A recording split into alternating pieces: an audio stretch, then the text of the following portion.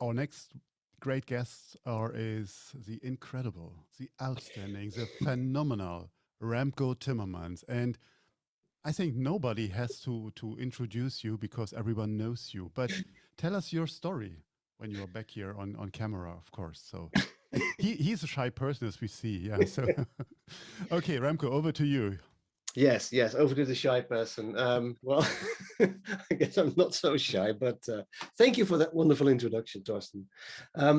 So yeah, to introduce myself real briefly, I'm Remco Timmermans. I am a part of this wonderful gathering of space communicators in empowering space. Among a few other things, I am extremely privileged to have the best job in the world, where I get to talk about space for clients in a freelance format, where I can pick the topics and I can pick the things that I want to talk about and do work for. That gets me to very cool places. I was in Poland for the European Rover Challenge just a few weeks ago. And I'm really looking forward to going to Dubai soon for the International Astronautical Congress. So please follow Powering Space and follow myself on social media to see what's going on there, because that's what I do. I do social media for all these wonderful organizations. But without further ado, I also live now, since a few days, in one of the world leading countries in space. I live in Galactic Britain. And I would like to introduce this wonderful new endeavor by the British government of becoming a leading nation in space. And I'm going to share my screen here So, just to will show you you. explain us the UK space policy now, the new one? That's wonderful. Great. Thought we make an entire session of that. So, We should. It might be rather boring, but yes. So let me go to the next slide here. If my computer does what I want it to do. Here we go. So this was the announcement on the 27th. So it was today the 30th. So 3 days ago, the UK Space Agency, which is part of the UK government, during the UK Space Conference that was held earlier this week, announced the new UK space strategy. And the new UK space strategy is not necessarily new, but it is much more integrated than it has been over the last years. And the UK has always been quite ambitious in its in becoming a space leader. I mean, jokes aside, the UK is really doing its best to what they said in 2017 to be 10% of the global space market. And it's putting its money where its words are, and it's actually investing space to the UK. In all seriousness, is one of the key sectors for innovation, but also for funding. So there's a very lively space scene here in the UK. I live in Harwell. Perhaps some of you have heard of the town of Harwell. It's really a small town in the middle of beautiful rural Oxfordshire, but just outside of Harwell, we have Harwell campus, where over 1,000 people across over 100 companies now do their best to really fulfill this ambition of the UK government to build a UK space industry. And might I say so, very successfully. The UK is the reason I live here. I'm not British. I came here from the Netherlands 3 years ago. And one of the reasons is that the UK has a thriving space scene, which the Netherlands, unfortunately, does not necessarily have. And these numbers on this slide kind of show some of that success.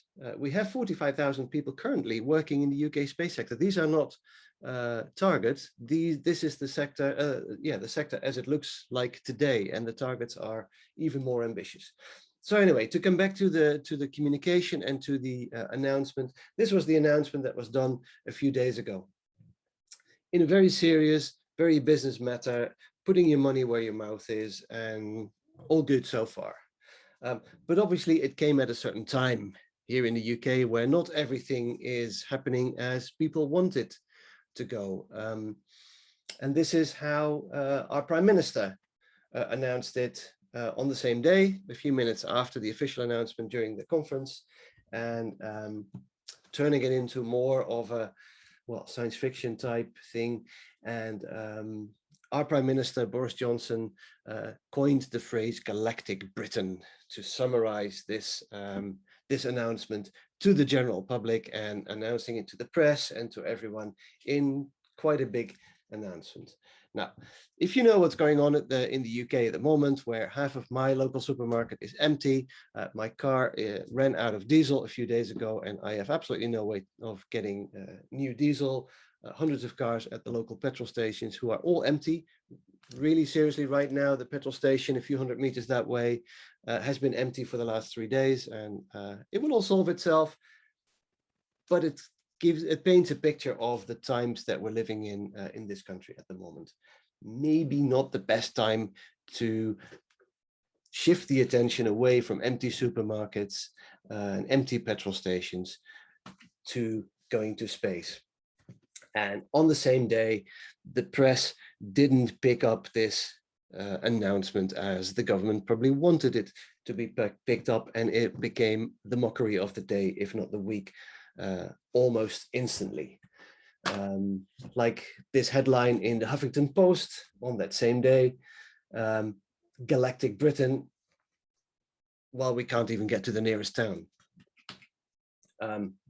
These are two people on Twitter who you may know. These people are usually quite serious about space here in the UK. Chris Lee being a former UK Space Agency head of science, and Nick House, who works in the UK space industry. Many of us know him, quite big on social media and always ready to give his opinion, but always in quite a serious way.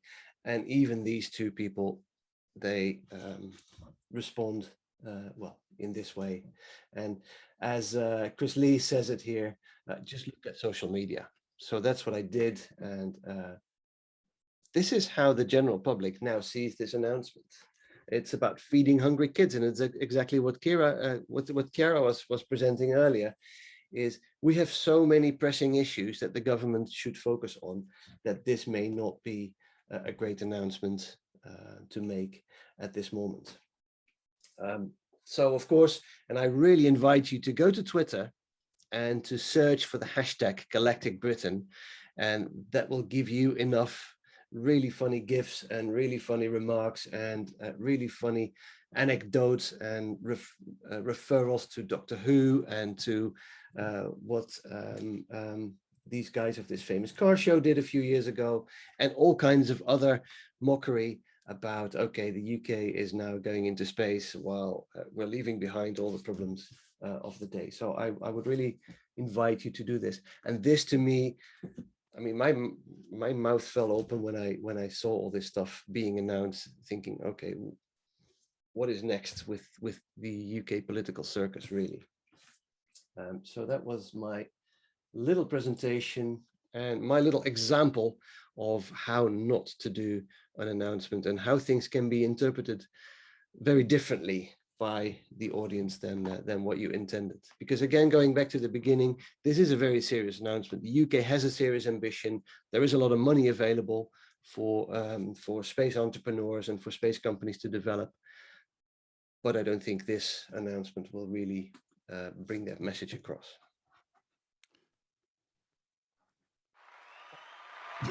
Also, you get your applause, of course, and you deserved it. Artemis, you have something to say about it, and I would like to get you back here on the mic, if you don't mind. Okay, well, if there's one thing I do, and I do well, and Remco knows that, I'm a lobbyist. I can basically sell anything to a government and also partly to a public. But, you know, mostly as the money is with the government and selling it to the government is usually more handy. Now, true, if you have a policy, you know, paper or, you know, new comes out, this is a thick thing. Just pick what you want from that long list and push that, you know, and make them see that it's really a win-win situation, because that's the way how you sell anything. You know, it's a win-win. That's how NASA has been getting billions and billions extra for the last 10 years that I've been doing it. So, that's how you do it. You make it tangible. Again, it touches their lives as a politician or whatever. And you show them that they can be the man or the woman, bringing this to Britain or wherever it is. And that's how you do it. So policy isn't boring, Remco, it isn't. Play with it. But still, the way that this is communicated, this is a serious policy. There's serious money behind this. There's a serious ambition to create tens, if not hundreds of thousands of jobs, literally, and they are doing it. They have proven that they've been doing it for the last years. Yet this is received by the audience as a massive mockery. So they clearly. The problem here is, it's like having Ted Cruz as your compatriot in the United States at the moment. Not good. Bill Nelson, good. And it's the same, of course. The mockery is not so much the policy as the fact that you have a politician with a image problem. So it's the wrong person. The wrong person communicating the right message. Yeah, so someone else, not the prime minister, who does have trust for whatever reason, should have communicated that and be very specific, even if it was only about 10 or 50 jobs, to show, this has happened in the last year because of space in Britain. And if we push this more, then we're certain, this will multiply. Yeah. That would have resonated with the public, because jobs anywhere on the planet is a worry of people. Mm-hmm. Yeah, well, that is how it was presented by the UK Space Agency during the UK Space Conference to the UK space community, and then it was picked up by the Prime Minister, whose job it is to then bring it to everyone, and somewhere in that translation, things went wrong, because the announcement itself during the conference was quite serious and was exactly as you mentioned. It was about jobs, about the economy, about creating. Yeah, but like I think Thurston said that very often we are discussing this stuff with, we're preaching to the choir. Mm-hmm. Oh yes. And I know I'm guilty of that myself, but it's like, if you want to have something in the public, and have it resonate, then and even if Boris Johnson wanted to score points with it, he should have had one of his spin doctors look at who would be best selling this. And and if that had been the last Doctor Who in the Doctor Who series, then pick that person. Yeah. It doesn't matter. Make sure you have an ambassador that will resonate with the people, and and talk serious stuff. And that could have been done. The thing is, though, this is more bad spin doctors, bad ego. It's a clown telling another joke. They should have asked Tim Peake or someone like another that. Joke. Yeah. No. Well, humor in space is kind of nice too. No. Well, yeah, but I don't know. Yeah, I know. and it's the problem, of course. And this is a problem worldwide. Mm-hmm. I mean, I'll give you a small example of the Netherlands. One day I'm in the room with the VVD, that's the Liberal Party. And I'm talking about how important space is for Dutch industry, because, we do make good stuff. And from that, of course, there are spin-offs, right? And then this Minister of Economics, so we're talking jobs, we're talking money, goes like, no. We in the Netherlands can't do space. We should leave that to NASA. To which I replied, you do realize that NASA buys Dutch for their projects, which is true, even with ITAR. So it's like, so it is a problem, not just in the United Kingdom. Clearly. They feel that it's something outside. They feel it's only our hobby of the people who are here. We're hobbyists. We're not. My reason to be involved in space, I want a better society here and out there in space, but starting here. And I believe that space can bring us lots of good stuff, and that we should embrace it. I have a question now.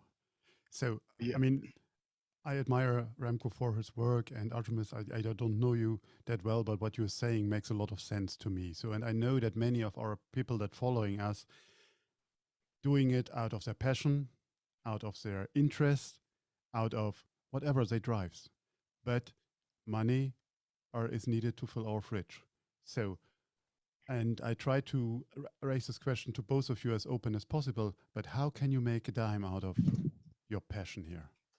And Well, feel free to go in the details you want, so I don't push you further. yeah, it's an important question, and actually, here in the UK there is an organisation, I forgot the name, the Space Alliance, that gave out a report, and I'll put it in the chat later when I found it. And they look at the space job market, and they analyze the space job market here in the UK. They issued a very interesting point, and they made it like a key communication point, that the average wage in the UK space industry among these 45,000 people that we've just seen reported by the UK Space Agency, the average wage is £45,000 a year, which to me is a good average wage across an entire industry. That's a very positive message, and that's what people want to hear. Hey, there is money to be made. I can have a decent job there. 45,000 people in the space industry. Oh, I didn't know that.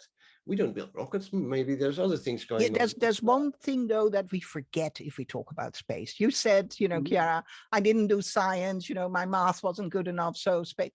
Yeah, that's part of the problem with our message about space. You do understand that I'm a historian and an Orientalist, and I'm bloody good at numbers and bloody good. I'm selling a thing like this. The fact, and of course, I read up about space and about, the escape velocity of a rocket and so many things I've learned in the last 21 years that I didn't know before, truth.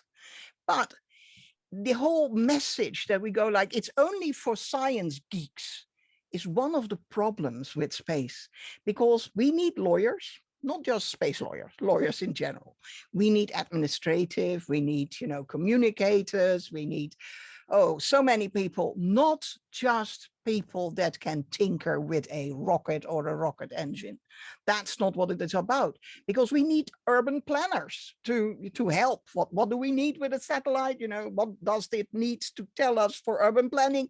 That needs to communicate. Otherwise, there's a satellite up there that's really very fancy and very expensive, but it doesn't give our etc. So this whole idea that space is only for the geeky few is one of the problems that we need to communicate better.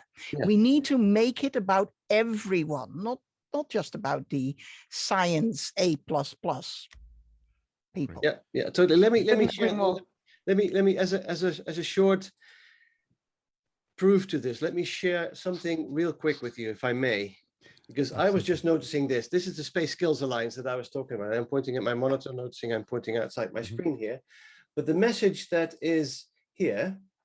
49K. You were wrong. I was even wrong. 45. Oh, well, you get 4,000 pounds. But if you look at the messages that this organization or this small research group is sending out, is pretty cool. I mean, and this is message. This is message that should come out of this conference, and this should be the heart of the message of the Prime Minister, because this is what happens. And what you're saying exactly, Chiara and Artemis, it's not just astronauts. I mean, the UK has three astronauts who are not active anymore, but we have 45,000 cool people that are not all scientists and engineers. So there's a lot of positive messaging here. So I think the message should be like, although it's about rocket science, you don't need to be a rocket scientist to be pivotal in this industry. Yep, totally. Oh, there was a time that there was a company that had a slogan like, "Hell yeah, it's rocket science." I don't go into. We've heard of it. Yeah. Again. Yeah, but still, like I said. Thank you very much, Remco.